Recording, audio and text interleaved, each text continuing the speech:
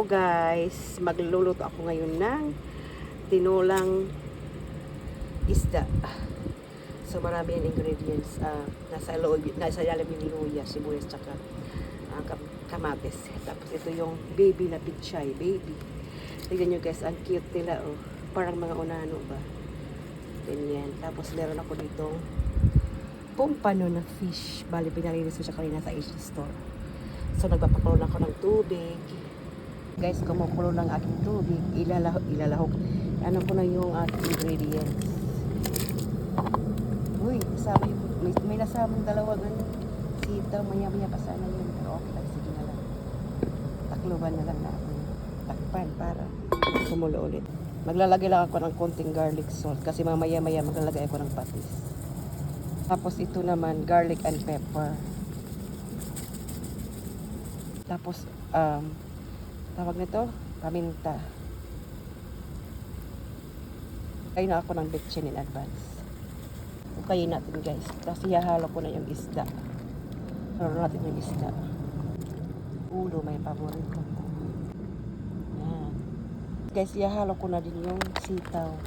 Kasi medyo matagal ito maluto. Itakpan lang natin. Guys, kumukulo na. Binuksan ko na siya. Try natin yung paghigop. Ang cute guys ng ano ko, oh. Kanina ko lang ito binili sa sa Chinese. Sa Asian store pala. Gusto ko lang, wala lang. Kita lang ako. Yummy. Patis na lang kulang. Maglagay tayo ng patis guys. Nahan natin ulit.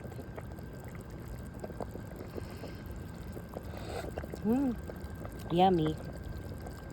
Kulang pa siya guys, dagdagan natin. Tikman natin ulit. Then maglagay tayo ng gulay. Yan, napakarami. Ubusin ko ito. Diba? Tinulang gulay. Nagmukhang tinulang gulay siya, besh.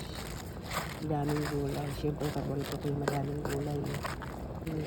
Yung boses ko, besh, para kung nag-concert ng 5 araw. Tsaka, nasa kakaubo ko nito.